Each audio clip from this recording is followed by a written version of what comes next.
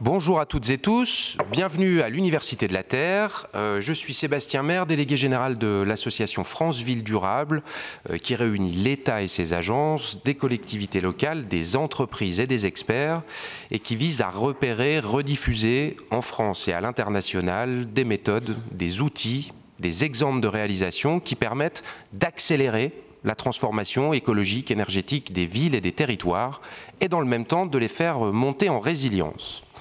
Alors, bâtir des villes désirables et vivables. La population urbaine a plus que doublé au cours des 40 dernières années. Jusqu'à une période récente, on pensait même qu'elle devait atteindre 5 milliards de citadins en 2050, avec cette phrase, ce leitmotiv qu'on entend souvent, en 2050, 80% de la population mondiale vivant dans des villes. Mais la crise sanitaire est passée par là, et surtout, en France en tout cas, la prise de conscience de la population concernant les conséquences du dérèglement climatique et du franchissement des autres limites planétaires progresse rapidement. Les villes sont à la fois les territoires les plus émetteurs de gaz à effet de serre et ceux dans lesquels les aléas climatiques comme les canicules ou les inondations auront le plus de conséquences humaines, sociales et économiques. Rappelons qu'avec 1% de renouvellement urbain par an, la ville de 2050, qui devra justement faire face à ces aléas, encaisser des canicules à 50 degrés qui pourront durer plusieurs semaines, elle est déjà là. La ville de 2050 est déjà là en très grande partie. Et donc, c'est une donnée forte à prendre en compte dans le débat notamment qui va nous animer aujourd'hui. Penser la ville vivable et désirable signifie relever des défis concrets pour changer la manière dont on y vit et garantir la réponse aux besoins essentiels de la population et la qualité de vie, quels que soient les aléas économiques, sociaux, environnementaux, dans les années, les décennies à venir. De nombreux exemples montrent qu'il est déjà possible de réinventer la vie en ville avec une empreinte écologique réduite, tout en améliorant la qualité de vie. C'est le thème de cette table ronde, comment bâtir des villes qui soient à la fois vivables et désirables. Alors nous allons entendre aujourd'hui, pour débattre de ce sujet fondamental, Pierre-André de Chalandard, qui est président, directeur général du groupe Saint-Gobain. Directeur général, président du groupe Saint-Gobain. Laurent Germain, directeur général d'Egis. Christine Lecomte, qui est présidente du Conseil national de l'Ordre des architectes, François Demazière, qui est maire de Versailles et président de l'agglomération Versailles-Grand Parc, et en ligne, en visio, je pense qu'il est déjà là, l'architecte japonais Kengo Kuma. Alors, pour commencer, Christine Lecomte, vous avez été élue présidente du Conseil national de l'Ordre des architectes en juin 2021 en proposant une évolution forte des orientations de la profession. Vous avez publié récemment un ouvrage intitulé « Réparer la ville » avec Sylvain Grisot, et vous évoquez souvent les 3 crises du siècle. Pouvez-vous nous en parler et, face à ces crises, pour vous, qu'est-ce que la ville du futur ? Alors bonjour à toutes et à tous, je suis ravie d'être là. On est tous un peu loin. Pour construire une ville désirable et vivable, il faut aussi un peu de proximité, je trouve. Parler des 3 crises du siècle, c'est mettre un peu des mots sur les enjeux et les défis qui nous attendent. Les 3 crises, c'est d'abord celle dont on parle tous les jours, le réchauffement climatique, dû notamment aux émissions de gaz à effet de serre, qui nous demande à la fois d'adapter notre ville, mais aussi d'atténuer les émissions de gaz à effet de serre quand on construit. Je rappelle que c'est à peu près 40% des émissions de gaz à effet de serre mondiales qui viennent du secteur de la construction du bâtiment, et dans ces 40%, 10% des émissions de gaz viennent de la fabrication du béton. La deuxième crise, c'est la crise de la biodiversité. Celle-ci, elle est très forte et moins visible au quotidien pour nous. Pourtant, elle nous impacte car elle génère des problématiques de sol, des problématiques liées à notre existence même et des problématiques aussi de souveraineté alimentaire, tout clairement. Ça nous re-questionne, nous qui fabriquons les villes, sur ce qu'on peut appeler l'étalement urbain, c'est-à-dire aller toujours plus loin des villes, finalement ne jamais se poser la question du renouvellement, de la réparation de ce qui existe déjà, mais construire toujours encore plus loin. C'est un grand sujet actuellement en France et c'est un sujet pour les élus qui est compliqué à traiter. Le troisième sujet, la troisième crise pour nous, c'est celle qui est la moins visible, encore que dans la problématique du confinement puis de la crise ukrainienne, on commence à l'apercevoir beaucoup plus, c'est la crise de la pénurie des ressources. On a une finitude en fait de certains produits que nous utilisons, de matériaux, de matières premières dans le bâtiment, et puis on a des matières premières qu'on exploite aujourd'hui qui écologiquement ne sont pas viables à long terme pour ce que je rappelle est notre premier habitat, la Terre. Donc c'est vrai que l'Université de la Terre, c'est aussi parler de notre premier habitat, la Terre. Et dans ces ressources-là, c'est effectivement tout ce qui est pétrole, ce qui est énergie, mais c'est aussi le sable, c'est aussi le zinc, c'est aussi le cuivre. Et c'est aussi repenser à l'aune de toutes ces crises, comment revoir la fabrication du bâti, non pas en disant stop au béton, c'est absolument pas ça, mais en se disant où est-ce que je place le bon matériau au bon endroit pour justement réapporter du confort, retrouver du bon sens dans la construction. Alors Sébastien, tu l'as dit, 80% de la ville de demain est déjà présente. Et cette ville d'aujourd'hui qui est là, en fait, moi on nous pose souvent la question, c'est quoi la ville du futur? Et moi je réponds souvent, en fait, il faut plutôt regarder le futur de la ville, puisque si on en a 80% qui est déjà là, il va falloir qu'on regarde ce qu'on a. Et donc là, il y a effectivement une grande attention à avoir aux bâtiments qui sont déjà existants comme une valeur, c'est-à-dire qu'on les considère, qu'on se pose plus la question de les réparer. Alors ça ne veut pas dire rénover spécifiquement, ça veut dire comment est-ce qu'on les soit restaure, soit réhabilite, soit répare, soit changer de destination, soit les faire évoluer. En fait, on peut ouvrir tout le panel de ce qu'on peut faire, parfois même déconstruire si besoin, mais en le considérant. Ce qu'on a eu tendance à ne pas faire durant les quelques décennies que l'on vient d'avoir. C'est également la question de se dire, on a eu une ville qui finalement était assez facile. Alors les uns et les autres vont me dire, ah non, non quand même, c'était compliqué. Mais non, c'était facile, parce qu'on prenait la matière dont on avait besoin, on ne se posait pas la question de comment réutiliser ce qu'on avait déjà sorti, et on ne se posait pas la question du terrain puisqu'on en avait plein. Aujourd'hui, il va falloir qu'on se re-questionne sur, à chaque fois qu'on déconstruit, qu'est-ce qu'on va faire des matériaux, donc avoir une pensée même de conception avec une économie circulaire, c'est-à-dire quand je déconstruis quelque chose, comment je le réemploie, comment est-ce que je pars de ce qui existe pour construire, et ça questionne même comment est-ce qu'un bâtiment va évoluer. Je prends souvent le cas du 104 qui a eu plusieurs vies, mais finalement, si on regarde la plupart des bâtiments qui ont traversé les siècles, ils ont eu plusieurs vies. Et donc, c'est revenir finalement à l'essence du bon sens que les bâtiments peuvent avoir ces plusieurs vies. Ensuite, l'étalement urbain nous questionne, si on veut l'arrêter, à regarder comment vivre dans le tissu urbain existant. Et là, tout de suite, on se confronte à la question, mais comment on va faire pour vivre en proximité sans vivre en promiscuité ? Et là, c'est vraiment un grand sujet, c'est le sujet de ce qui s'appelle le partage et ce qui s'appelle la qualité.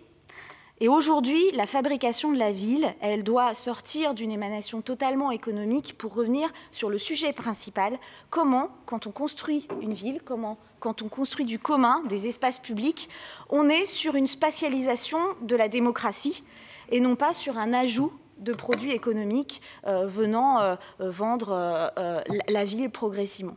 Et là, ça nous re-questionne parce que finalement, ça fait quelques décennies qu'on a construit la ville en zoning. L'étalement urbain, centres commerciaux d'un côté, les lotissements de l'autre. Et puis on a désertifié les centres-villes qui pourtant nous plaisent. Parce que souvent, ils sont très beaux, ils nous font vibrer, parce que le patrimoine nous fait vibrer, la culture nous fait vibrer, ce qui nous donne une identité nous fait vibrer. Et donc, c'est finalement recoudre et repartir vers un urbanisme qui soit plus du partage, plutôt qu'un urbanisme qui a eu tendance à nous séparer.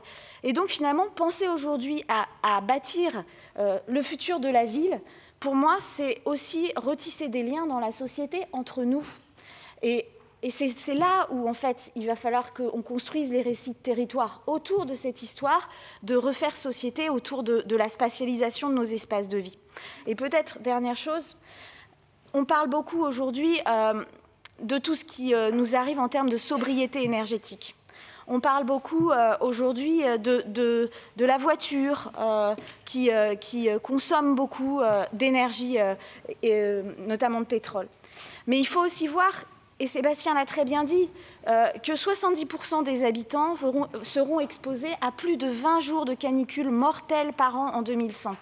Donc notre priorité, c'est aussi une sécurité pour tout le monde.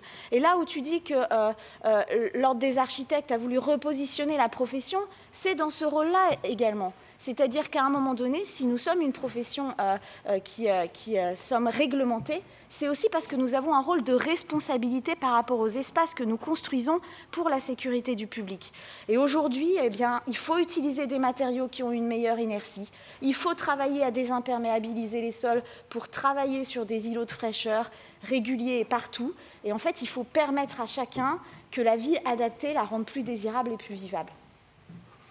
Merci. Merci Christine. Pierre-André de Chalandard, vous avez publié un livre en 2021 intitulé « Le défi urbain, retrouver le désir de vivre en ville ».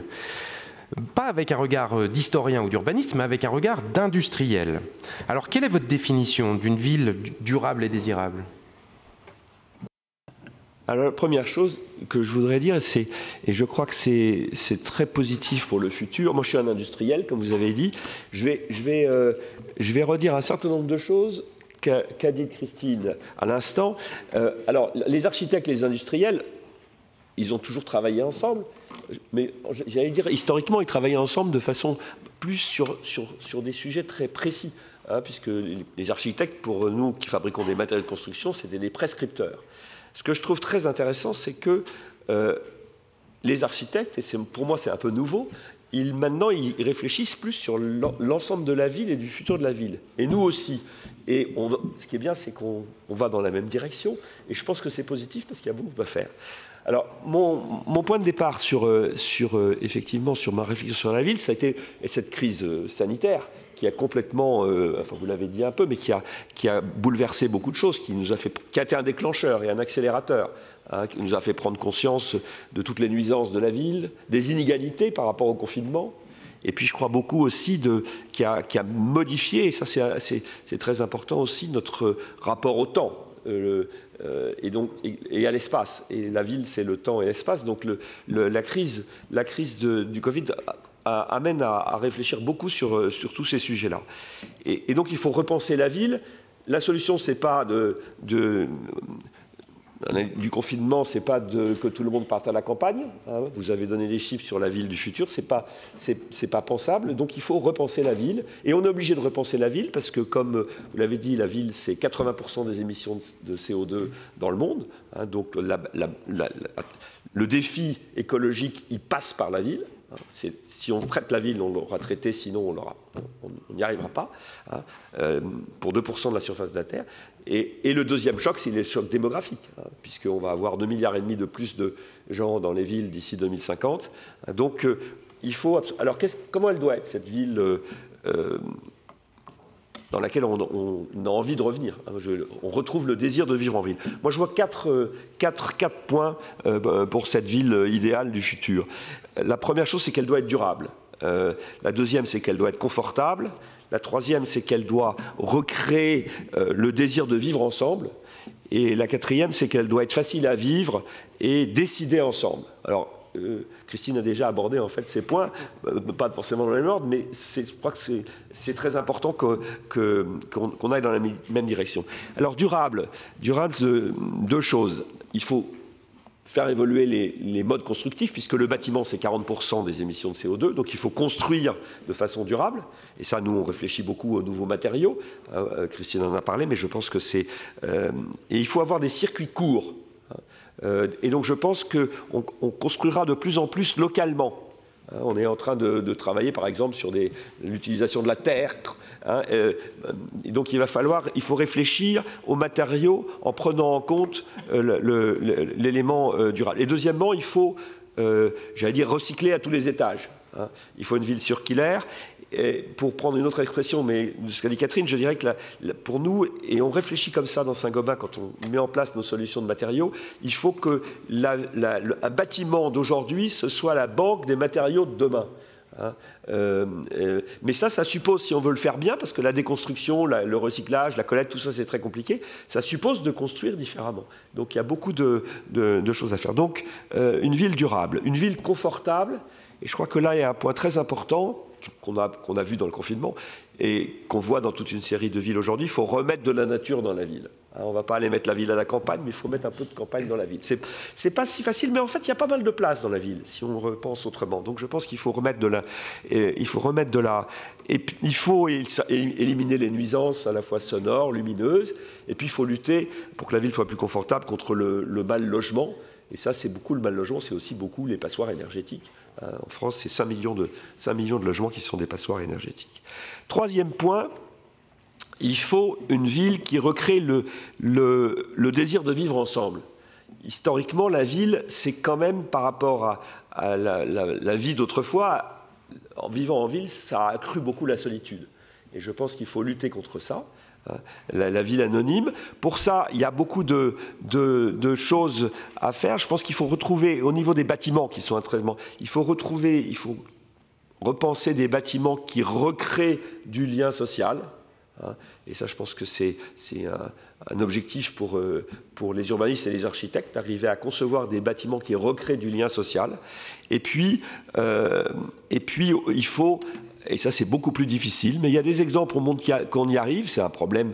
On a ce problème en France important. Il faut essayer de retrouver de la mixité sociale et donc avoir des villes inclusives. Parce que sinon, il faut lutter contre ce qu'on a vu depuis une trentaine d'années, qui sont des ghettoisations, à la fois, on peut l'appeler la gentrification, et puis donc il faut retrouver de la mixité. C'est pas facile. Mais je crois que c'est extrêmement important si on veut recréer le désir de vivre ensemble. Et puis, dernier point de cette ville, pour avoir une ville facile à vivre, et il faut une ville facile à vivre et décider ensemble. Facile à vivre, ça veut dire une ville plus fluide. Alors, il y a plein de concepts qui sont expérimentés ici et là. Il y en a un qui est assez connu, qui est la ville du quart d'heure, qui exprime l'idée qui permet de modifier le rapport au temps. Moi, je crois qu'on va avoir énormément plus de citadins, et à la fois, il faut... la métropole, il faudra que ça devienne un ensemble de villes à l'intérieur de la ville, si je puis dire. Et donc ça va se recréer en repensant complètement notre rapport au temps, donc le rapport là où on vit, là où on habite, pardon, on dort, là où on travaille, là où on se cultive. Il faut repenser le rapport au temps. Voilà, donc c'est peut-être une ville idéale. Alors on va dire que par rapport à la ville d'aujourd'hui, est-ce qu'il faut tout casser et tout reconstruire? Certainement pas. Hein. Et donc il faut partir de l'existant, et il n'y a pas un modèle. Deux choses principales qu'il faudra faire. Il faudra rénover de façon massive, hein, et notamment rénover à partir de l'existant et rénover de façon énergétique.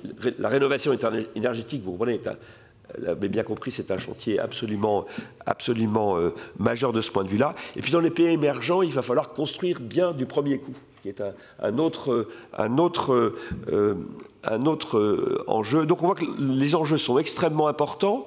La bonne nouvelle, c'est que sur tous ces sujets-là, les solutions existent. Donc le sujet, c'est d'agir, mais les solutions existent, il n'y a plus qu'à agir. Merci beaucoup. C'est bien l'objectif de cette table ronde, montrer qu'il existe des solutions. Il y en a beaucoup qui sont expérimentées ou qui sont déjà déployées sur les territoires. Vous avez évoqué aussi cette question cruciale des matériaux, hein, et on sent qu'on est dans un changement, une évolution très forte de paradigme, de priorité sur tout ce qu'on jugeait jusqu'ici des chemins évidents pour l'avenir de nos villes. Et ce qui est intéressant, c'est que ces évolutions de paradigme sont maintenant de plus en plus associées à une amélioration de la qualité de vie et pas une régression ou un retour en arrière comme ça a pu être parfois dit.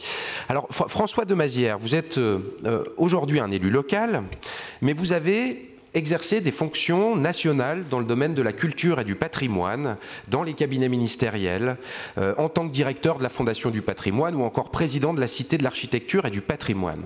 Vous avez donc un regard pluriel sur les sujets dont nous parlons ce matin. Alors peut-être une question générale pour commencer. Selon vous, que faut-il faire pour rendre les villes durables et désirables ? Écoutez, merci beaucoup. Alors, bonjour à tout le monde.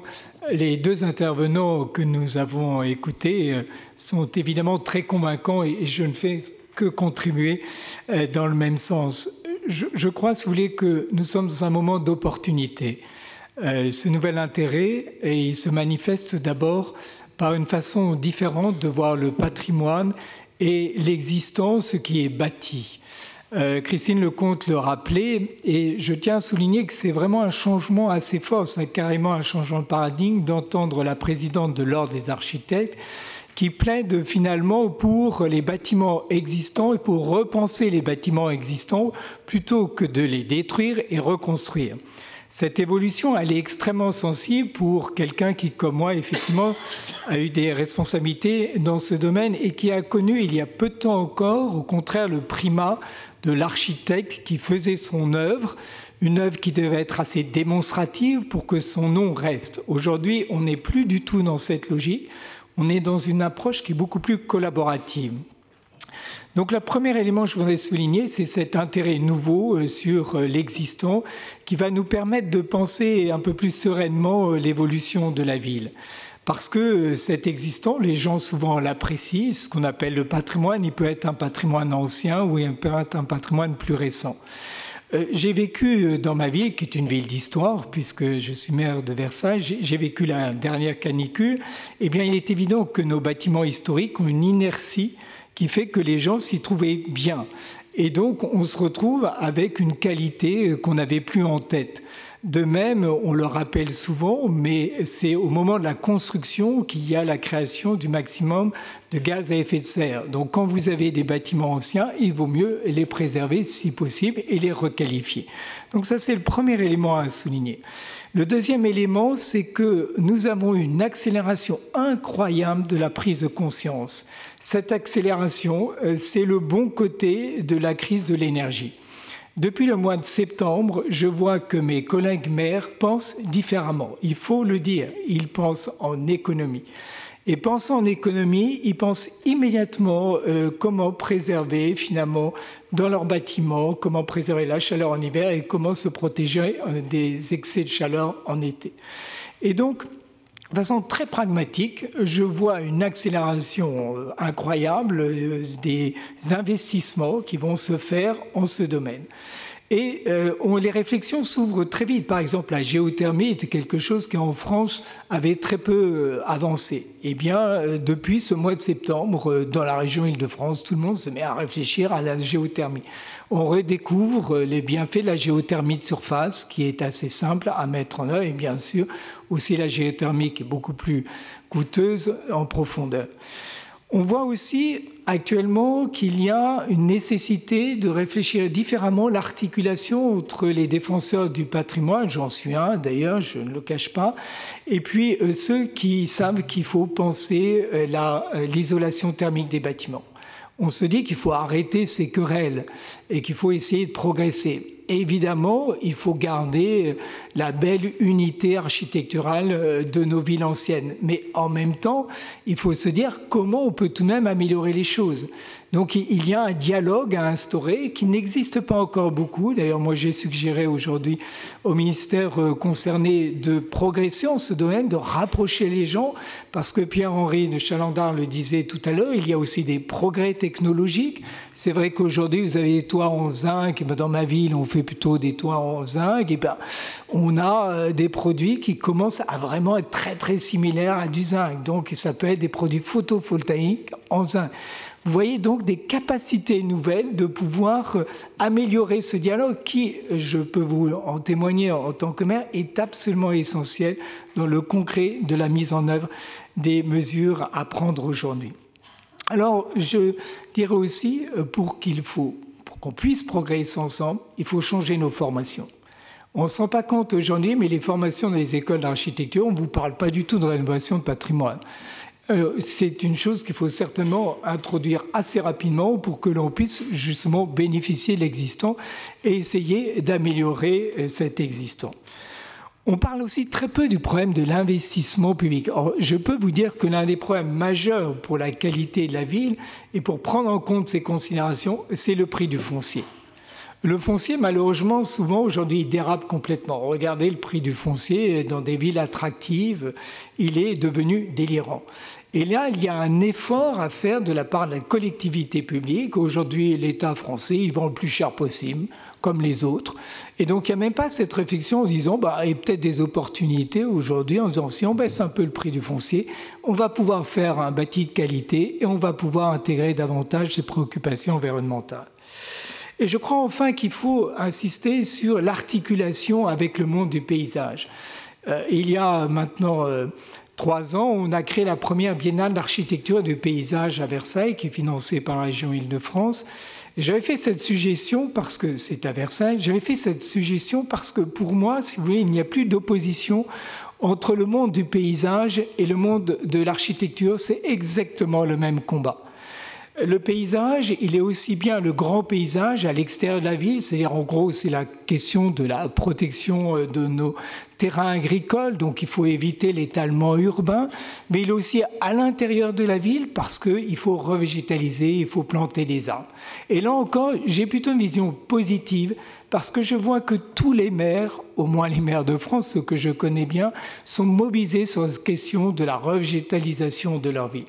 Donc pour conclure, je dirais qu'on est dans un moment charnière, mais je pense que contrairement au pessimisme ambiant, le fait qu'il y ait une crise profonde, le fait qu'il m'ait maintenant doublé d'une crise financière, est un atout formidable pour qu'on avance vite ensemble.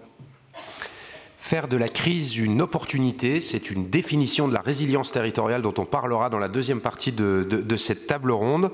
Vous avez évoqué l'importance du paysage. Les paysagistes, justement, sont eux aussi en train de faire leur révolution en considérant que leur métier ne relève plus uniquement de l'esthétique, mais aussi de l'adaptation des territoires, de reconstitution des grands cycles, de l'eau, des sols, etc. Ça mobilise donc du génie écologique. Parlons un peu de génie, justement, Monsieur Germain. Donc, Laurent Germain, vous aussi, vous avez travaillé au niveau ministériel. Vous avez dirigé pendant 6 ans un grand groupe mondial d'ingénierie et de technologie. Et vous dirigez aujourd'hui Aegis, un groupe international de conseil qui est bien connu en France, d'ingénierie de la construction et d'exploitation qui se présente comme œuvrant dans le monde entier pour des territoires plus équilibrés, plus durables et plus résilients. Alors on l'a vu depuis le début de cet échange, les villes doivent aujourd'hui répondre à des enjeux nouveaux, systémiques, différents d'un territoire à l'autre, des enjeux qui n'existaient pas au moment où la plupart des infrastructures ont été construites. Après un contexte d'abondance et de développement, les pays les plus riches sont désormais confrontés à des impératifs de sobriété, de maximisation de l'existant, de tout ce qu'on a déjà produit, construit. Bref, des changements très forts de paradigme et de priorité. Face à une telle complexité, on n'a jamais eu autant besoin des ingénieurs. Est-ce que le métier d'ingénieur n'est pas lui-même en pleine évolution ? En effet, puisque l'ingénieur aujourd'hui, il a le privilège de devoir résoudre le grand paradoxe des, je dirais, 30 années qui viennent. Quel est-il ? Nous venons de passer il y a quelques jours le seuil des 8 milliards d'habitants sur notre planète. Il y en aura plus de 10 milliards à l'horizon 2050. Aujourd'hui, 55% des 8 milliards habitent dans des villes.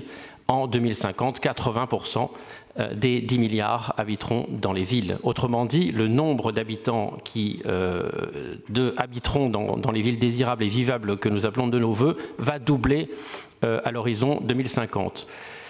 Dans le même temps, tout le monde, les États, les collectivités territoriales, les entreprises prennent des engagements de diminution des émissions de gaz à effet de serre. Or, les villes sont responsables de 80% de l'émission de gaz à effet de serre. Et donc la construction de bâtiments nouveaux pour héberger cette population nouvelle, les infrastructures nécessaires pour que cette population nouvelle puisse se déplacer vont entraîner une augmentation des émissions de gaz à effet de serre. Et donc comment est-ce qu'on réconcilie une tendance qui est liée à la démographie qui va engendrer des émissions et des engagements pris par tous les acteurs qui sont des engagements à la baisse? Eh bien, c'est l'ingénieur qui va trouver des solutions pour concevoir des bâtiments et des infrastructures beaucoup moins carbonés qu'avant. Alors, quel est l'instrument permettant d'y arriver? C'est ce qu'on appelle l'éco-conception, c'est-à-dire que l'ingénieur se pose dès le moment de la conception et à chaque stade de cette conception, quelles sont les solutions techniques, les matériaux qui permettront d'avoir des bâtiments et des infrastructures moins carbonés. Et le challenge est d'autant plus important que les villes se trouvent aujourd'hui au milieu d'une multitude de conflits d'objectifs.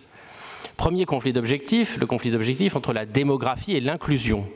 En effet, davantage de population en ville, comme l'ont rappelé mes collègues, c'est une pression forte sur les prix du foncier et de l'immobilier. Et évidemment, ça a tendance à exclure certaines catégories de la population de l'accès à la ville.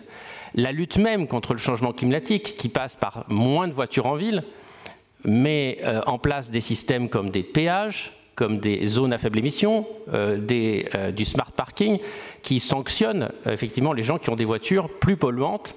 Mais évidemment, c'est paradoxalement des gens qui ont le moins de moyens qui sont le plus pénalisés par les systèmes de lutte contre le changement climatique à l'intérieur des villes. Et donc, ça peut entraîner des conséquences négatives en termes de villes inclusives.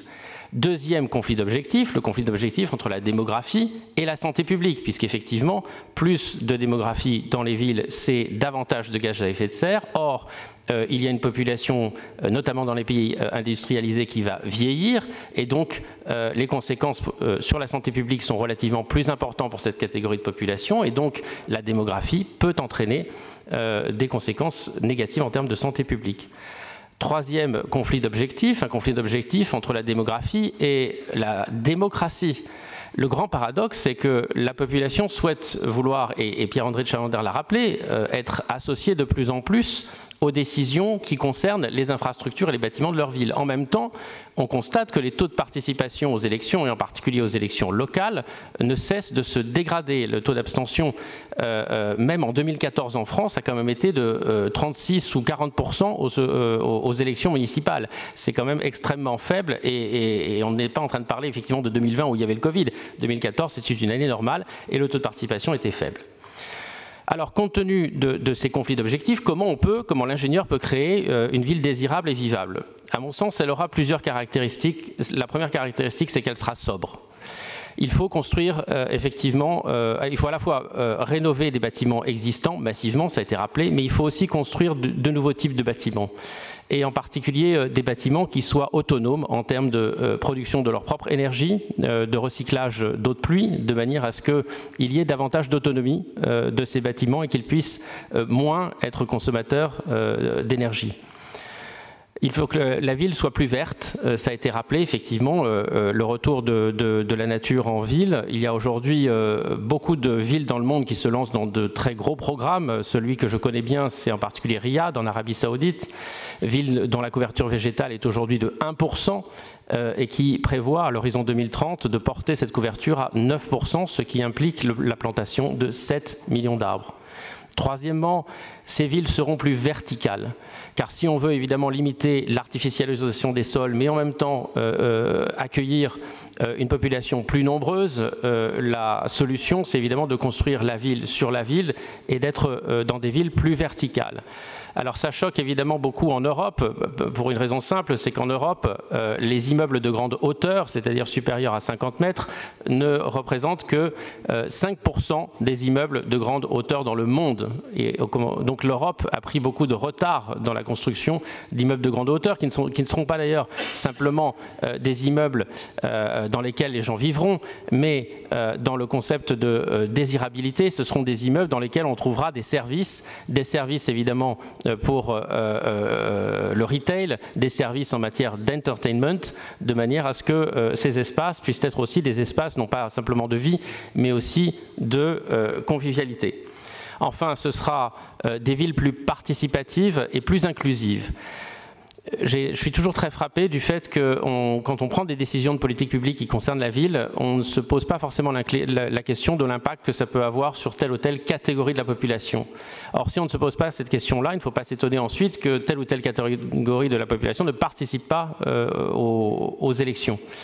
Et je prendrai aussi un exemple qui est l'exemple de la sécurité, puisque pour qu'une ville soit désirable et vivable, il faut que la sécurité y soit assurée. Or, une étude de l'Université de Bordeaux montre que la fréquentation des femmes, s'agissant des transports en commun, chute de façon extrêmement forte à partir de 19h le soir. Je pense que voilà, il faudrait en tirer des conclusions sur la façon dont on bâtit les villes afin que chacun se considère inclus dans cette ville. Il y a des villes, comme par exemple Vienne, qui dédient un budget chaque année pour vérifier que l'ensemble des politiques publiques qui concernent la ville soient bien inclusives. Et je terminerai mon intervention par quelque chose dont vous n'avez peut-être pas conscience, mais qui est absolument fondamental, c'est que les 5 villes les plus peuplées à l'horizon 2100, même pas dans 100 ans, dans 80 ans, n'ont rien à voir avec les villes les plus peuplées aujourd'hui. En 2100, les 3 villes les plus peuplées du monde seront Lagos avec 80 millions d'habitants, Dar es Salaam avec 80 millions d'habitants et Kinshasa avec à peu près 80 millions d'habitants. Aujourd'hui, si on ne prépare pas ces villes à l'accueil de cette population, eh bien, les conséquences qui seront évidemment dans ces villes liées au changement climatique pourraient être tout à fait dramatiques. Et donc, le rôle de l'ingénieur, c'est bien de construire des infrastructures dans ces villes qui soient résilientes, qui puissent être résilientes face au changement climatique, et donc les construire non pas en prenant en compte les données climatiques existantes ou historiques, mais plutôt en prenant en compte les tendances anticipées du climat pour pouvoir prévenir d'éventuelles conséquences négatives sur les infrastructures futures. Alors des villes sobres, des villes résilientes, des villes inclusives, on voit qu'il y a des mots-clés forts qui commencent à se dégager. Ils sont d'ailleurs les mêmes que dans le manifeste de l'association France Ville Durable, et on ajoute un 4e mot-clé qui est celui de la ville créative. Alors pour évoquer la ville créative, je vais me tourner vers Kengo Kuma qui doit être en ligne. Bonjour Monsieur Kuma, vous êtes un architecte japonais mondialement connu. Merci beaucoup de participer à notre échange. Vous avez conçu des œuvres architecturales dans plus de 30 pays. Vous avez reçu des prix prestigieux, notamment le prix de l'Architectural Institute of Japan, le prix de l'architecture en bois Spirit of Nature en Finlande et le prix international de l'architecture en pierre en Italie. Vous avez pour objectif de concevoir une architecture qui se fonde naturellement dans son environnement culturel et environnemental en proposant des bâtiments doux et à taille humaine. Vous êtes constamment à la recherche de nouveaux matériaux pour remplacer le béton et l'acier et vous cherchez une nouvelle approche de l'architecture dans une société post-industrielle. Je crois que vous avez un message à nous délivrer et quelques réalisations à nous montrer avec quelques images et quelques slides. C'est à vous, vous avez la parole. Okay, thank you for inviting me to this conference.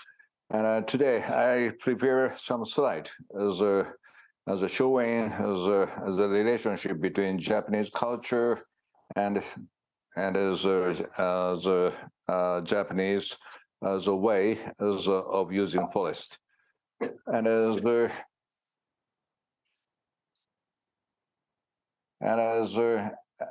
project I show you today is Hiroshige Museum. The Hiroshige Museum, I did use the wood from the forest behind the museum. And also I want to talk about the Japanese culture by using the art of Hiroshige. The Hiroshige, this is one of his best work, Southern Shower of Atake, 1857.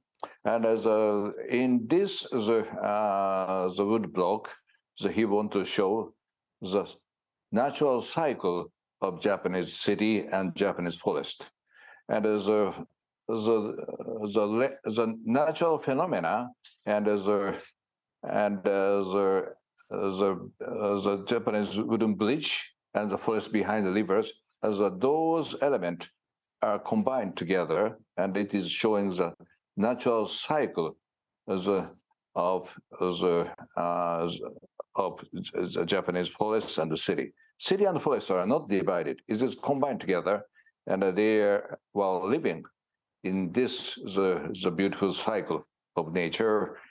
And as also this is Hiroshige's work, as he's showing, tried to show the cycle of natures and the relationship as between forest and village. And as this as the painting was done by Vincent van Gogh, as named Village in the Rain.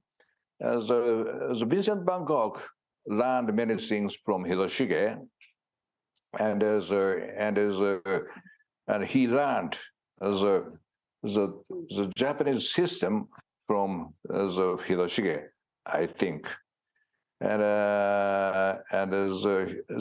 in the art of Van Gogh, so he tried to symbolize the beauty of the natural system, and it came from Hiroshige. And also this famous architect, Frank Lloyd Wright, he learned Hiroshige very much. And the rendering was done by him. The method of this rendering is very similar to Hiroshige's work. This is the Hiroshige Museum I designed in the Japanese village. And I did use the wood from the village as possible as can. And the roof is covered by the wood from village. And also I tried to cut the building like that to create the connection between village and forest behind. This is the hole as I made in the building. And as this diagram, this the site plan is showing the relationship between forest and village. The forest behind the village is called Satoyama. The meaning of Satoyama is village mountain. And they always build shrine as the edge of forest. Because the life of the village was totally supported by the forest. Without this Satoyama, the forest, they couldn't live, they couldn't survive. At first, the energy came from the forest because they didn't have gas company, they didn't have electric companies, they only had forest. And all energy came from forest, and all material came from forest. And water came from forest, and then they built a shrine as edge. And the shrine was sending the message to the village people. Without this forest, we couldn't survive. It is a strong message from shrine. And then they are always respecting forest. They sometimes cut the trees, but very carefully. Every 60 years, they build, cut the trees and they plant the new trees. It is part of natural cycle, and it is very sustainable system, but at the same time, it is a part of zero energy system. But in 20th century, they forgot this sustainable system. They looked at Tokyo, and the sustainable system totally disappeared. The energy came from Tokyo, the gas came from Tokyo, electric came from Tokyo, the material came from Tokyo, sometimes from abroad, and the forest was abandoned, and the natural system was totally disappeared. And as what I did with this project is to cut the building like this to show the shrine again and to show the forest again. And usually, the modern building has a parking in front, and there's a main entrance is parking. But instead, I have the entrance facing forest, facing shrine, and it is the totally opposite direction. And this hall is showing the most important thing for the village is forest and shrine. And also I did use the timber from the forest as possible as can for every part of the building. And along the cantilevered roof is protect building from natural light. It is a part of sustainable system. And also it's filtering natural light to control energy. And interior the condition is like the space in the forest. And I did use the material of the village as possible as can. Small quarry, we did use the stone from this quarry for the floors, and the paper, last papers, made by the local craftsmen, was used for the wall of the museum. Most of the material came from village, and most of the craftsmanship was done by village people. And it is a kind of model of the future building, I think. Of course, we try to combine the new energy technology. So we did use cool tube, and we did use the photovoltaic panels. So we combined all contemporary technology with local material and local craftsmanship.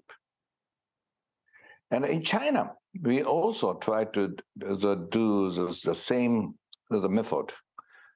Local material, in this case, bamboo, and also we didn't cut the topography of the place.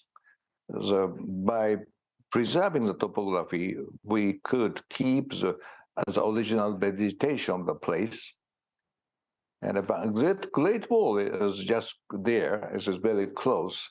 And the Great Wall can be a good example. They didn't cut the land. They just add the small thing on the land. The same method was applied to this project. And also the semi-outdoor space was important in Asian culture. And it is not air-conditioned, but this kind of semi-outdoor space it can save energy and can bring natural breeze to the interior, and this kind of semi-outdoor space. And we should go back to this kind of system, and also we should combine this kind of method with contemporary technology. And as aesthetics is very important, but at the same time, as a technology and material and the detail, they should go together. And even for the bigger projects, I believe, we can apply this kind of system. And this is a presentation today from us. Thank you very much. Merci beaucoup, Monsieur Kuma, pour ces propos très inspirants. En vous entendant et en voyant les images que vous avez projetées, quelque chose qui me vient en tête, c'est que finalement, cette logique d'utiliser des matériaux locaux pour construire localement des bâtiments qui soient adaptés au climat local, aujourd'hui, on est en train de présenter ça comme des innovations, alors que l'humanité a fait ça pendant au moins 10 000 ans. Hein. Depuis que les villes existent, ça fait seulement 50 ans qu'on a cherché à standardiser une forme d'habitat pareil au sud qu'au nord, etc. Et aujourd'hui, on peine tant à réparer tout ça. On a un peu le même type de logique sur, vous savez, les circuits courts en alimentation. Hein. On doit faire des workshops d'intelligence collective en utilisant plein de mots anglais pour dire il vaut mieux aller acheter son beurre dans la ferme à côté que la faire venir par camion de l'autre bout de l'Europe, etc., etc. Enfin, on sent ces tendances quand même très fortes. Et ce qui est intéressant, c'est que dans le domaine de la construction, de l'habitat, on a donc un patrimoine historique sur la façon de construire qui peut être remobilisé facilement. Vous avez abordé un deuxième sujet très intéressant, c'est finalement cette question de l'alliance entre le high-tech et le low-tech sur le fonctionnement des bâtiments. C'est-à-dire revenir peut-être à des choses un peu plus low-tech pour les grands flux, hein, ventilation naturelle plutôt que VMC, essayer d'éviter la climatisation, etc., puisqu'il y a du vent, donc autant l'utiliser. Mais en revanche, utiliser les plus hautes technologies pour optimiser, pour faire en sorte que ce soit le plus efficient, le plus efficace possible. Christine Lecomte, qu'est-ce que ça vous inspire, cette présentation, cette question des matériaux, cette question de la technologie ? Oui, Sébastien, tu l'as dit un petit peu, mais effectivement, la démonstration, elle est faite là, et elle l'est faite dans d'autres circonstances, que l'architecture en circuit court, ça fonctionne. Mais c'est territorialisé, c'est-à-dire qu'on revient en fait à une histoire, on revient à la source, et je crois que l'immense défi qu'on a à faire, et Pierre-André, tu l'as un peu dit tout à l'heure, c'est qu'on doit rapprocher la production de matériaux de là où on construit. Et ça, c'est difficile, parce qu'on avait avant, surtout au XXe siècle, on a beaucoup industrialisé. On n'a pas hésité, par exemple, dans l'isolation, à aller la chercher très loin. On a parfois encore des choses un peu incongrues sur le bois qui est scié à un endroit, traité à un autre, et qui est empaqueté dans un troisième endroit avant de revenir là où il a été scié. Ça peut nous arriver. Donc en fait, il y a une forme de bon sens aussi dans la filière de matériaux, mais ça nous questionne sur deux choses, c'est-à-dire comment est-ce qu'on va industrialiser en circuit court, parce qu'on aura besoin un petit peu, et se rapprocher de la matière. Et pour nous, architectes, je crois que c'est aussi un moyen de retrouver de la création avec ce qui est présent. Et ça, c'est super important parce qu'on a des architectes qui travaillent sur la question de la terre en Île-de-France à partir de l'excavation des terres du Grand Paris. Il y a eu cette usine qui a été fabriquée de briques en terre crue qui, en fait, montre à quel point, quand on s'associe toute la chaîne, on arrive à fabriquer quelque chose, puisque c'est en même temps des architectes, des universitaires et des industriels et même un promoteur qui se sont associés là-dessus. Et surtout, il y a quelque chose, enfin moi, j'aimerais bien insister là-dessus, mais on n'a plus le temps de chercher à convaincre, en fait. Il faut qu'on passe vraiment à une autre dimension et l'architecture doit retrouver des sensations. Il faut éviter le greenwashing, en gros. C'est-à-dire, c'est pas parce qu'on vous met une belle perspective avec du vert dessus que ça va répondre aux enjeux écologiques. Donc maintenant, il faut rentrer à l'intérieur du sujet, et c'est pour ça que la matière et les matériaux, c'est fondamental, parce que l'architecture, effectivement, c'est de l'esthétique, mais c'est aussi du sens et des sensations. Et vivre bien en ville, c'est aussi ses sens et ses sensations. Et la relation à la matière et aux matériaux est fondamentale pour retrouver ces sens et cette sensation. Peut-être une chose pour ceux qui ne connaissent pas, il existe un prix qui s'appelle le prix Terra Fibra Award, qui montre qu'on est capable en architecture de ces solutions locales et de proximité. Je vous invite vraiment à aller regarder cette exposition, ces catalogues, etc. Ça donne vraiment envie, et c'est surtout en fait ça dont on a besoin. En fait, une envie commune et collective de construire un récit et des imaginaires autour de la résolution de ces défis pour vivre mieux ensemble. Monsieur de Chalandard, vous voulez réagir ? Oui, non, moi, alors je voudrais rassurer Christine, je suis tout à fait d'accord avec elle, mais l'industrialisation avec des circuits courts, on saura faire. Et moi, ce qui me rend très optimiste, c'est qu'on travaille ensemble maintenant sur ces sujets-là. Et donc, et je pense que si on veut aller plus vite sur cette,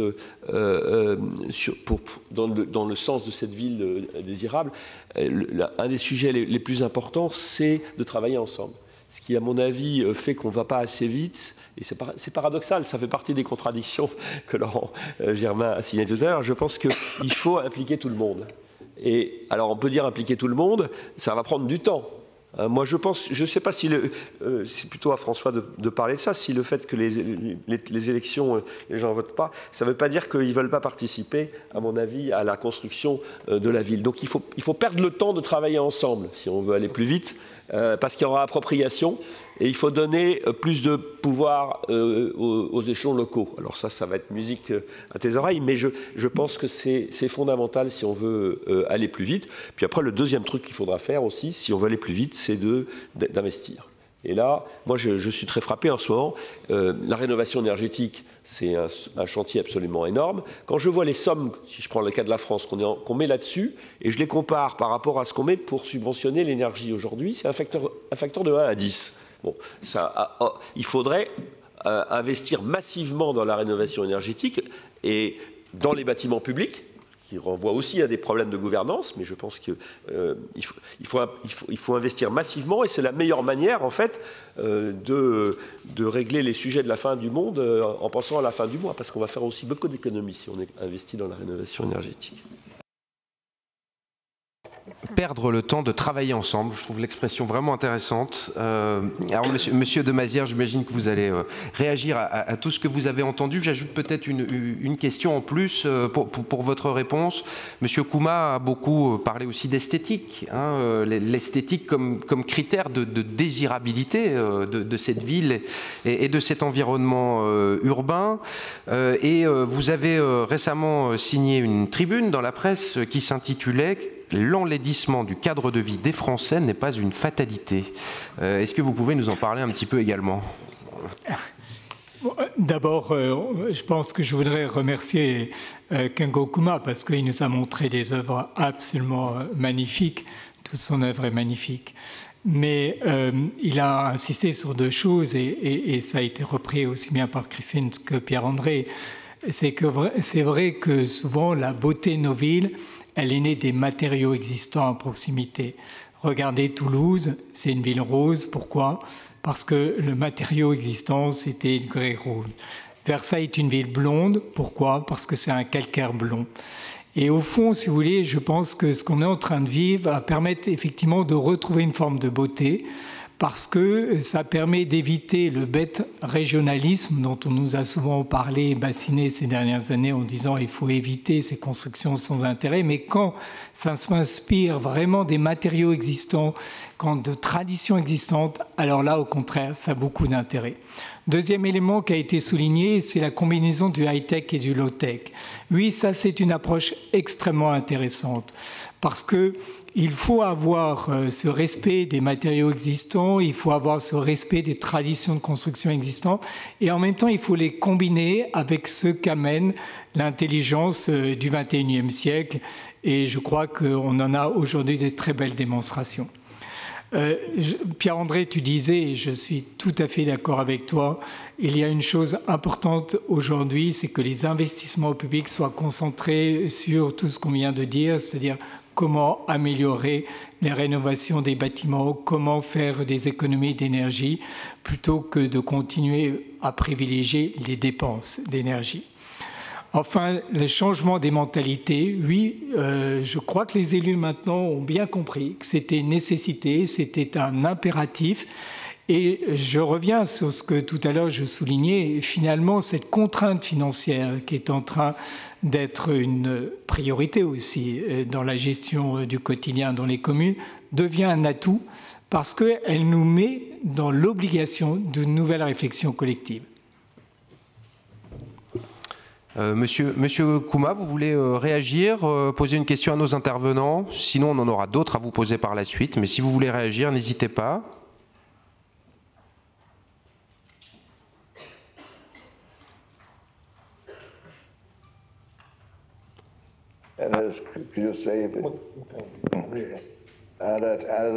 Sorry, I cannot fully understand French, and could you speak in English? Sorry, I thought it was translated. So I'll come back to you with another question in a couple of minutes. Okay. Je pensais que ça avait été traduit. Monsieur Germain, alors il y a un autre enjeu qui est de plus en plus évident, prégnant pour la population sur le caractère vivable de nos villes dans les décennies à venir, c'est celui de la résilience. La résilience qui était un mot encore inconnu il y a quelques années, mais qui aujourd'hui semble un mot assez évident, c'est-à-dire comment allons-nous continuer de faire fonctionner ces villes, quelles qu'elles soient, indépendamment des aléas. On sait que la plupart des infrastructures, qu'il s'agisse du bâti, les logements, mais aussi nos infrastructures critiques, en apport d'énergie, en transport, en communication, n'ont pas été construites en pensant à ces aléas climatiques, puisqu'à l'époque où elles ont été construites, on ne connaissait pas encore les conséquences de la plupart de ces aléas. Donc le besoin semble énorme. Les besoins en ingénierie, mais aussi les besoins en investissement, comme ça a été rappelé tout à l'heure. Vous êtes au cœur de ces problématiques. Est-ce que vous pouvez nous en parler ? Oui, absolument. Juste pour réagir sur ce qui a été dit, je pense que le niveau de complexité impliquera probablement effectivement des échanges beaucoup plus étroits entre l'ensemble des acteurs de la chaîne de la construction de bâtiments ou des infrastructures, c'est-à-dire les architectes, les ingénieurs, les entreprises de construction. Et ce qui va permettre quelque part cet échange, quand Pierre-André Chalandard disait il faut perdre le temps de travailler ensemble, le moyen pour travailler ensemble, c'est de s'appuyer sur les outils digitaux. Parce que les outils digitaux vont permettre de partager un certain nombre d'informations et donc d'échanger de façon beaucoup plus efficace sur un même ouvrage, un même bâtiment ou sur un périmètre plus large, une ville même. L'outil sur lequel on travaille de plus en plus, c'est le jumeau numérique, c'est-à-dire c'est la réplique digitale d'un bâtiment, d'un quartier ou d'une ville, qui va permettre de simuler ce que entraînera un bâtiment nouveau, une infrastructure nouveau sur le quartier, la ville, et donc de prendre des décisions en amont beaucoup plus informées pour pouvoir précisément renforcer la résilience globale de l'ensemble par rapport à ce qui préexistait. Donc je pense que la digitalisation est un élément tout à fait important de la résilience. Après, il y a des actions de très court terme à prendre. Quand je parlais effectivement de la ville de Lagos, qui va avoir 80 millions d'habitants à l'horizon 2100, il y a une urgence. Il y a 7000 bâtiments dans cette ville qui ne résistent pas aujourd'hui aux conséquences déjà existantes du réchauffement climatique sur eux. Il va donc falloir prendre des mesures, soit évidemment de confort de ces bâtiments, soit de destruction et de protection des zones immédiatement menacées. Et puis probablement qu'il y aura des conséquences en matière de localisation de la population et de relocalisation d'une partie des populations dans les zones qui sont les plus menacées par le changement climatique. Bref, il y a des mesures à prendre à très court terme pour pouvoir faire face à la résilience des villes au changement climatique, en particulier dans les pays émergents. Et s'agissant des pays industrialisés, probablement qu'il y a un effort considérable à faire en termes de maintenance des ouvrages existants, ce qui pose la question derrière du financement, la question de l'implication du secteur privé au travers par exemple de concessions et donc de la durée des concessions. Donc on voit que le nombre de sujets qui sont soulevés par la problématique d'être plus résilient est extrêmement nombreux. Sur la question de la digitalisation, j'ai vu que Aegis mettait en avant, en parlant du jumeau, justement, du jumeau numérique, qui est effectivement quelque chose qui est beaucoup en train de se développer, mais qui a pu parfois être un peu critiqué sur ces questions de bilan écologique global. Vous mettez en avant le fait de développer un jumeau qui est sobre, justement. C'est-à-dire, vous pouvez nous en dire quelques mots? C'est-à-dire que vous arrivez à, j'imagine, à montrer que les matières premières et les consommations d'énergie liées au fonctionnement du jumeau sont bien inférieurs à ce qu'il apporte en gain en la matière, c'est ça? Oui, et c'est tout à fait ça, et c'est aussi le fait que quand on entre des données à l'intérieur du jumeau numérique, on le fasse avec des données venant de l'éco-conception, c'est-à-dire avec des choix techniques qui soient eux-mêmes plus protecteurs de l'environnement qu'ils ne l'étaient il y a quelques années. Merci. Alors, on peut passer maintenant à quelques questions de la salle. Si quelqu'un souhaite poser des questions à nos intervenants, en présentiel ou en visio à Monsieur Kouma, est-ce que quelqu'un, sinon j'aurai d'autres questions pour nos intervenants, hein, mais est-ce que quelqu'un veut se lancer? C'est souvent la... Ah, par ici, vous avez, j'imagine, un micro. Comment ça se passe côté régie? Voilà, parfait. Je vois que ça va. Présentez-vous et puis, okay. Si vous pouvez vous présenter et dire à qui s'adresse votre question, s'il vous plaît. D'accord. Jamil Nourdine, Green Management, c'est une école en transition écologique, pour être court. J'aurais deux questions. Ma première serait pour Monsieur le maire. En tant qu'élu, là, vous avez parlé profondément sur la construction, mais moi, je voudrais savoir quelle serait votre vision sur justement la démographie qui s'annonce assez conséquente, sur l'assainissement des déchets et en eau, bien sûr, sur ces villes-là, les villes du futur. Parce que je vois que ce n'était pas bien annoncé dedans. Et qu'est-ce que vous pouvez nous en dire là-dessus? Ma deuxième question, ce sera pour l'architecture. Du coup, par rapport à l'hypothèse sur les toits réfléchissants, peindre les toits, est-ce que selon vous, c'est une bonne idée? Merci. Monsieur de Mazières. Sur la question démographique, il faut bien distinguer la situation d'un pays comme le nôtre, un pays occidental développé où objectivement la poussée démographique n'est pas forte du tout, et les pays, on va dire, pour simplifier, du Sud, dans lequel la poussée démographique est très forte. C'est deux sujets vraiment très différents. En France, il est évident qu'on ne doit pas tout de même être trop pessimiste. Les questions sont maîtrisées. L'organisation est ancienne, notamment pour les questions d'assainissement, pour les questions d'eau. Il n'y a pas de sujet majeur aujourd'hui qui se pose. Et je dirais même qu'en France, on aurait sans doute réfléchir à nouveau sur l'hyperconcentration autour de Paris et repenser la question de l'aménagement du territoire. C'est aujourd'hui une conviction qui est de plus en plus forte avec ce que l'on est en train de vivre, où on se dit que, on le voit après le Covid, finalement, les Français, ils sont contents de retrouver des villes qui sont un peu moins grosses et où la vie est plus facile. Dans les pays qui sont en voie de développement, c'est tout à fait différent parce qu'on l'a évoqué, les chiffres sont impressionnants. Si on voit l'extrapolation des chiffres, mais attention, moi je serais très prudent parce que souvent l'extrapolation des chiffres se trouve faussée par la réalité ensuite, parce qu'on arrive à des moments où les villes ne peuvent pas accueillir autant de personnes et que donc il se passe des phénomènes qui font qu'on n'arrive pas, heureusement, à ces chiffres qui sont vertigineux.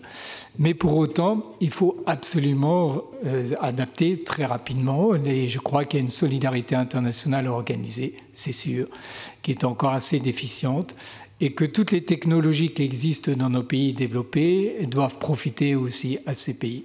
Enfin, j'étais à la Cité de l'Architecture et du Patrimoine il y a quelques années. On avait développé un prix international qui mettait en évidence la richesse aujourd'hui des réflexions en matière d'architecture, d'urbanisme, à partir des traditions locales. Et je crois qu'il faut surtout éviter d'imposer notre vision, qui était une vision souvent un peu bétonnée d'ailleurs, de la ville, pour retrouver justement comment articuler avec ces traditions, ces matériaux locaux, comment articuler les nouvelles villes. Tout à l'heure, il y a je me permets cette réflexion. Moi, je ne suis pas favorable aux immeubles de très grande hauteur. Je crois qu'au contraire, quelque part, j'ai vu récemment des études sur la défense. C'est une aberration écologique, la défense. Parce qu'au-dessus de 50 mètres, en fait, la complexité pour la raison de sécurité font que ce n'est pas du tout intéressant en termes environnementaux. Monsieur Germain, justement, vous vouliez réagir aussi à la question qui avait été posée. Oui, sur la démographie, parce qu'il faut évidemment, même dans un pays comme la France, évidemment la démographie, la population va continuer à augmenter ces prochaines années en France, mais évidemment de façon beaucoup moins dynamique qu'ailleurs. En revanche, il faut savoir où va cette population supplémentaire. Et ce qu'on constate, c'est que le phénomène de métropolisation s'est accéléré en France et que l'État, par ses décisions, et par exemple la décision de créer des pôles de compétitivité, c'est-à-dire localiser au même endroit des activités de production, de recherche et d'enseignement, qui est très positif économiquement, eh bien, en fait, entraîne un certain déséquilibre territorial qui peut évidemment complexifier, entraîner des phénomènes de fermeture de services publics, etc. et donc quelque part d'aggraver le système. Donc la gestion entre guillemets de la démographie et la recherche d'un équilibre territorial, ce sera aussi un des grands challenges pour ces villes désirables et vivables. Mais Christine Lecomte, alors à la fois pour répondre sur la question des toits en zinc, et puis peut-être concernant ce qui vient d'être évoqué sur la métropolisation, est-ce que vous avez un point de vue sur la taille des villes? Enfin, est-ce que les villes ont vocation à grossir à l'infini? Y a-t-il une limite? Et puis surtout, les problématiques ne sont pas les mêmes en fonction de la taille de la ville. Oui, parce que je voudrais pas que... Enfin, depuis tout à l'heure, je suis un peu ennuyée parce que j'ai l'impression qu'on parle que des métropoles, en fait. Donc, je voudrais pas qu'on associe la ville désirable uniquement à la métropole. En plus, voilà, donc il y a une question de... Il n'y a pas une seule ville déjà, il y a des milliers de villes, il y a des milliers de territoires, et on ne va pas aujourd'hui sortir avec une solution standardisée pour créer la ville désirable. Voilà, donc juste revenir là-dessus et se dire que, par exemple, si on prend la France, on a quand même un patrimoine déjà extrêmement riche qui est un super support pour demain. C'est-à-dire qu'on a quand même, et c'est là je parle de notre pays, mais on a quand même quelque chose, un patrimoine collectif qui nous permet déjà d'envisager des solutions. Et ça, c'est extrêmement important. Donc ça, c'est juste pour répondre à cette petite question, parce que si vous lisez Les métropoles barbares de Guillaume Faburel et que vous voyez un petit peu la question de subsidence des villes, vous comprendrez qu'au bout d'un certain poids, quand l'eau part de la croûte terrestre, les villes s'enfoncent. On voit de Jakarta les problèmes qu'il y a. Moi, j'ai quand même des questions aussi sur ça, qui reviennent souvent. Pour vous répondre, monsieur, alors, la question de peindre les toits en blanc. Alors, c'est drôle, la dernière personne qui m'a posé cette question, c'était un journaliste, mais vous savez, depuis mon bureau, moi, je suis dans la tour Montparnasse, et donc j'étais en train de regarder par la fenêtre pendant la canicule, et le monsieur me dit, faut-il peindre tous les toits en blanc? Et donc, j'avais devant moi la nappe parisienne, et je me suis dit, bah non, pas forcément, mais oui, c'est une solution, effectivement, mais il n'y en a pas qu'une. Et c'est là où il faut, encore une fois, penser solutions territorialisées et solutions par territoire, et c'est là où en fait, quand je parlais de ville facile tout à l'heure, on a maintenant une ville de l'expertise et de l'ingénierie qui doit être reprise en main parce que eh bien, toutes les solutions sont combinables. Pour justement réduire les îlots de chaleur et rapporter de la fraîcheur en ville, vous avez aussi effectivement, ce qu'on disait tout à l'heure, débitumer, travailler sur l'inertie des matériaux, travailler sur les toitures végétalisées, retrouver un rapport à la nature, à l'eau. Voilà, enfin, là j'en ai donné quelques-uns, mais quand vous regardez une route bitumée, combien de degrés ça fait en plus par rapport à un endroit où on a effectivement un parc? Il suffit parfois dans Paris, vous passez à côté d'un parc, vous aviez une sensation de fraîcheur cet été. Voilà, donc et puis il y a des aberrations qu'il faut qu'on arrête. On n'a pas parlé de la climatisation ici, un tout petit peu avec le low-tech, mais il y a vraiment des sujets de fond qui lient conception, et notamment pour la fraîcheur, et low-tech. Et là, eh bien là, il faut que nous, on s'inspire des pays qui subissent la chaleur depuis longtemps, où on se réinspire, et puis qu'on ne se dise pas qu'un mât provençal, ça a des grandes baies vitrées ouvertes plein sud. Non, c'est pas comme ça que c'est fait à la base pour qu'ensuite on puisse profiter de l'inertie des matériaux. Pour citer un exemple sur la climatisation, on cite souvent les tours à vent de Bagdur, je crois que c'était en Iran, 1300 avant Jésus-Christ, qui savaient climatiser une pièce à moins 10 degrés par rapport à l'extérieur en utilisant uniquement une cheminée, un circuit d'air. Donc on devrait retrouver ce type de technique, et ça existe déjà.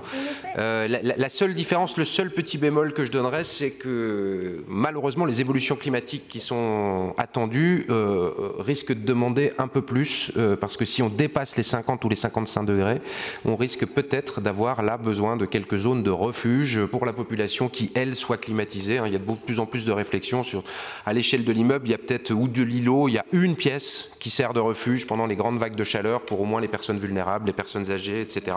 Mais bien sûr, le modèle anglo-saxon, notamment de la climatisation partout, est absolument pas soutenable aujourd'hui. Et puis les toits blancs... Tu peux dire juste Vas-y, je t'en prie. juste une chose quand même, pour l'instant, la courbe, c'est 4 fois plus de climatisation en 2050. Hein, il faut quand même le dire. Hein. Et comme le modèle du béton, ça va doubler les émissions de gaz à effet de serre du béton, hein, donc, enfin du ciment plus précisément. Et effectivement, ça n'est pas soutenable. Et puis les peintois en blanc, c'est intéressant l'été, mais beaucoup moins l'hiver, non? Du coup. Mais, en fait, c'est la question de l'absorption et de l'albédo. Moi, j'ai pas tellement. Enfin, oui, on parle des toits peints en blanc, mais parlons aussi de l'inertie des matériaux. Je pense que c'est là où c'est une solution, hein, la toiture peinte en blanc. Mais ce qui est important, c'est l'inertie des matériaux, c'est de retrouver ce rapport à la matière. C'est vraiment très, très important. Y a-t-il d'autres questions? Ouh, formidable. Alors, je demande peut-être aux organisateurs de choisir. Elles se sont toutes levées en même temps, les mains. Donc, il faut faire un tirage au sort. Alors, on va essayer de faire des réponses rapides. Je vais aller au fond de la salle là-bas pour ne pas privilégier que celles et ceux qui sont devant. Madame, c'est vous? Oui. Comment? Vous m'entendez? Moi, je m'appelle Laure Groix. J'ai fondé un média il y a 10 ans qui s'appelle Mon quotidien autrement. En fait, j'ai une question par rapport à la problématique des réfugiés climatiques qu'on va forcément, à laquelle on va forcément être confronté. Vous avez tout à l'heure parlé de l'opposition des pays du Nord et pays du Sud. En fait, c'est les pays du Nord qui vont devoir sûrement répondre à cette problématique. Donc, comment faire dans les villes ?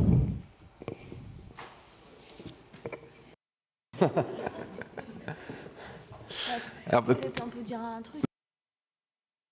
La chose, c'est qu'il faudrait que ce ne soit pas vous qui vous posiez cette question, mais nos dirigeants. Et quelques chiffres quand même, peut-être pour illustrer cette question. On sait aujourd'hui, tu évoquais les fameux 20 jours par an où la température est létale pour un être humain si on n'a pas la climatisation. Hein. Ben, si on suit la trajectoire actuelle de nos émissions de carbone, dès 2050, on a 65% de la population mondiale, et quasiment exclusivement dans l'hémisphère sud, qui se situe dans des territoires de ce type-là. C'est-à-dire que si vous n'avez pas la climatisation, vous mourrez en quelques heures. Parce que le climat extérieur, Homo sapiens ne l'a jamais connu, donc nous ne sommes pas adaptés. Donc bien évidemment, il est fort probable que les populations très légitimement qui vont subir ce type de phénomène cherchent à migrer. Et où vont-elles migrer? Là où ça sera plus préservé, le nord. Souvent cette injustice, hein, c'est le nord qui a produit les gaz à effet de serre, mais les premières conséquences sautent au sud, même si on en aura au nord également. Alors sur cette question des migrations, qui est quand même très large, en même temps elle concerne la désirabilité et la vivabilité, enfin la viabilité de nos villes dans les années à venir. Est-ce que quelqu'un veut dire quelques mots? Je crois que, de toute façon, quand vous êtes issu d'un territoire, d'un pays, au fond, votre rêve le plus profond, c'est d'y rester. Et donc, il faut à la fois qu'il y ait une réponse, et je pense qu'elle peut être, au moins pour nos pays, elle doit être européenne. Il faut qu'il y ait une construction européenne, il faut une réponse sur ces sujets. Mais en même temps, ce qui est aussi essentiel, c'est d'aider ces pays à pouvoir justement développer un accueil qui soit le plus satisfaisant possible. Et ça, je crois qu'il y a une responsabilité internationale très importante en ce domaine.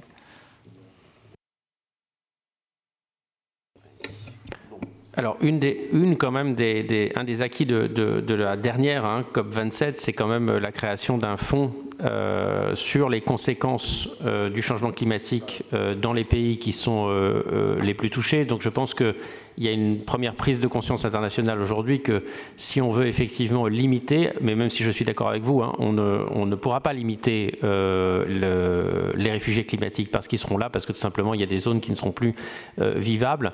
Mais je pense qu'il faudra effectivement se saisir de cette question au niveau international dans le cadre de forums multilatéraux comme la COP27 et prévoir à la fois des solutions financières parce que il faut tenter de limiter le phénomène, mais il faudra aussi probablement se préparer à accueillir une partie de ces populations réfugiées climatiques et donc il vaudrait mieux qu'on s'en saisisse dans des instances multilatérales existantes et la COP peut être une bonne, me semble-t-il, un bon forum pour en discuter. Oui, moi je voudrais rajouter quelque chose qui n'est pas exactement la question, mais qui est un élément, à mon avis, de la réponse. c'est que, bien évidemment, on va avoir le problème de l'adaptation. Mais il ne faut aussi quand même pas renoncer à essayer de limiter le changement climatique. Et de ce point de vue-là, ma remarque, c'est que essayer de réduire, être en avance en Europe, c'est bien parce qu'on doit donner l'exemple. Mais pour le même somme qu'on dépenser de l'argent pour lutter contre le changement climatique dans les pays du Sud, que ce soit les pays du Nord qui le donnent, aura beaucoup plus d'impact que dépenser de l'argent chez nous. Ce n'est pas comme ça qu'on fait aujourd'hui. Hein, il faut probablement faire les deux. Mais je pense que la bataille mondiale, elle se gagnera ou elle se perdra dans ces pays-là, en Inde, dans les pays où on utilise du charbon. Et ce n'est pas en Europe qu'elle se gagnera. Bon, mais ce n'est pas exactement la question, mais c'est un élément de la réponse quand même. Tout à fait. Alors, je vous propose qu'on prenne maintenant 3 questions à la suite et on fera des réponses groupées. Alors, on ne va pas pouvoir en prendre plus que 3, je pense. On va essayer d'équilibrer dans la salle. C'est totalement injuste, je sais. Monsieur, là-bas au fond, et on répondra à... Oui, bonjour. Donc, je me présente, Colin Ménis, professeur d'histoire-géographie, géopolitique, sciences politiques au lycée Saint-Joseph à Dijon. J'avais justement une petite question, en fait, c'était pour revenir sur le débat territorial. Justement, en fait, ça fait une vingtaine d'années qu'on entend cette politique des maires, des élus locaux, justement de vouloir effectivement mettre des espaces verts, etc. Pourtant, en tout cas, dans notre ville, qui est une métropole régionale, on se retrouve avec de la bétonisation assez fréquente. Et justement, ma question, c'était comment réussir à équilibrer cette notion entre les discours des pouvoirs publics et la réalité du terrain, notamment aussi l'équilibre en fait entre patrimoine, réussir à garder le patrimoine local en avis avec les populations qui y vivent, et le côté justement modernité qui permet de limiter ces impacts. Et vous répondra une deuxième question. On va aller de l'autre côté. Il y avait personne par ici. Monsieur. Bonjour, Monsieur. My question is to the mayor. I'm from the Dexterity Globals group. We came first in the competition organized by Aegis. So at a governance level, how do we bring all sections of the society together, since the poor have experienced in the past a worsening of the economic divide in the name of progress globally? Thank you.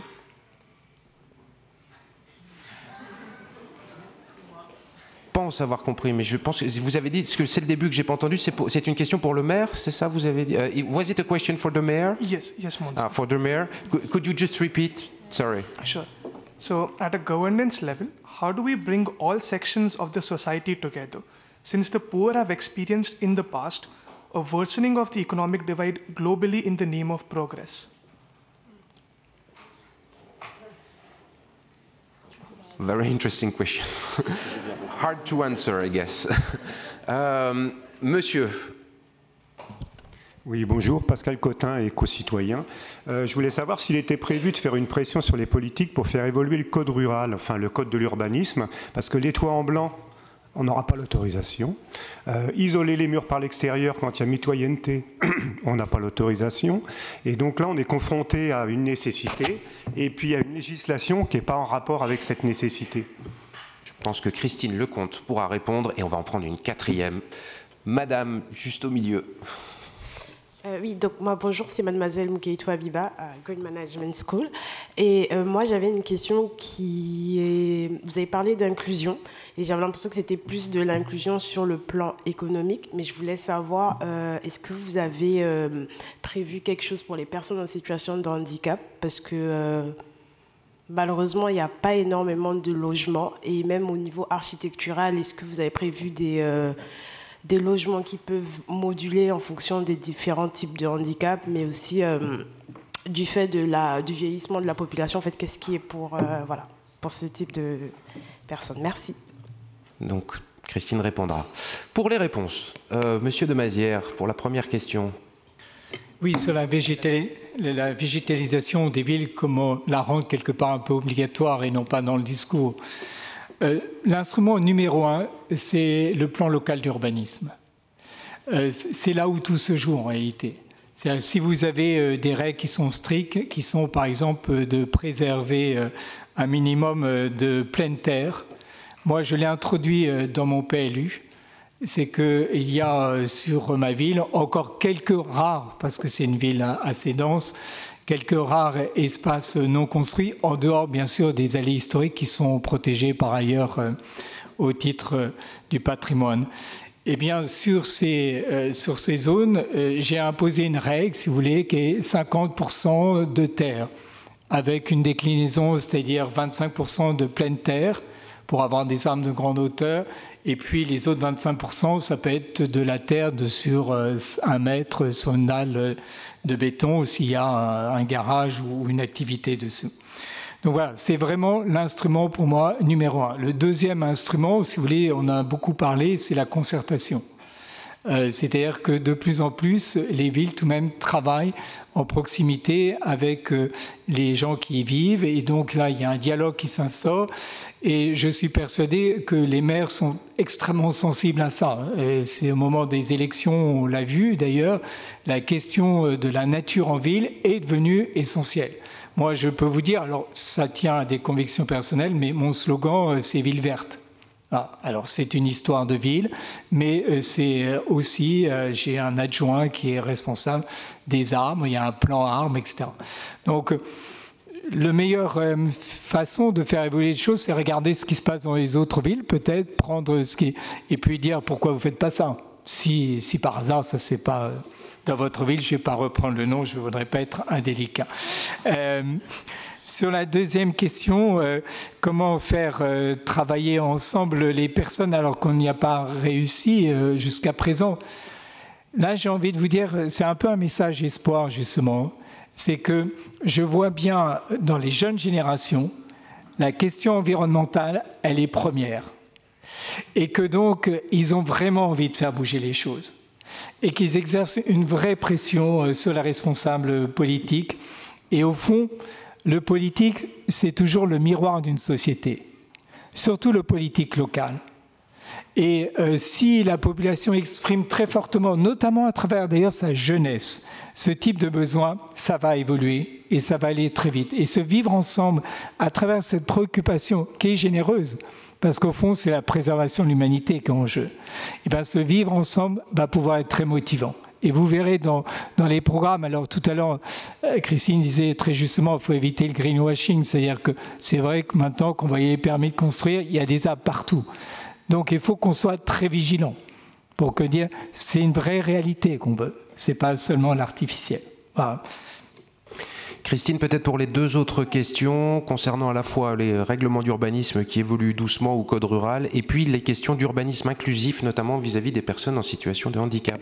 Oui, alors sur le code de l'urbanisme, la réponse elle est très longue, donc je vais la raccourcir le plus rapidement possible. Vous rappelez l'article 1 du code de l'urbanisme déjà, parce que moi je le trouve très bien. Le patrimoine est le bien commun de la nation. À partir du moment où on a ça, on a tout. Parce que ça veut dire qu'on reparle de ce qui est commun.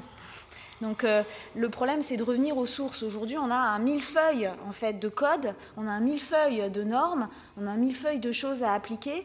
C'est parfois extrêmement difficile. La volonté politique, et je crois que François de Mazières l'a rappelé, l'outil numéro 1, le PLU, est quand même important. Et nous, on le répète, je l'ai répété là pendant 3 jours au Salon des maires, vous avez un outil, que vous soyez une petite commune de 700 habitants ou un élu d'une très grande commune, vous avez un outil premier, c'est le plan local d'urbanisme. C'est vraiment un document phare pour faire passer en fait le projet. Et après, il faut le partager avec les habitants. Et après, on pourra développer les solutions. Après, sur la technique, est-ce qu'on peut poser de l'ITE, etc. Là, moi, je suis encore sceptique parce que je pense qu'il ne faut pas mettre de l'isolation thermique par l'extérieur partout, qu'il y a des bâtiments qu'il ne faut surtout pas isoler comme ceci. Mais également, je pense qu'il faut isoler à l'échelle de l'îlot pour trouver des meilleures solutions plus globale et pas simplement terrain par terrain, parce que ça serait une erreur. Sur la deuxième, et alors juste un petit détail, en ce moment il y a une stratégie française énergie-climat qui est en cours et on réfléchit à tous ces systèmes justement de sortir un peu de ces millefeuilles de normes et de lois et tous les acteurs sont autour de la table. L'autre question sur l'inclusion, en fait, c'est une question qui ouvre un autre débat pour moi, donc je vais faire court aussi. Déjà, avant de citer uniquement les personnes en situation de handicap, déjà, puisque le sujet c'était la ville, prenons rien que les enfants. Entre 1950 et 2022, les enfants ont quasiment perdu leur pouvoir de déplacement, Avant, ils pouvaient se déplacer facilement. Aujourd'hui, ils ne peuvent quasiment plus. Ils sont très problématiquement en manque de sécurité.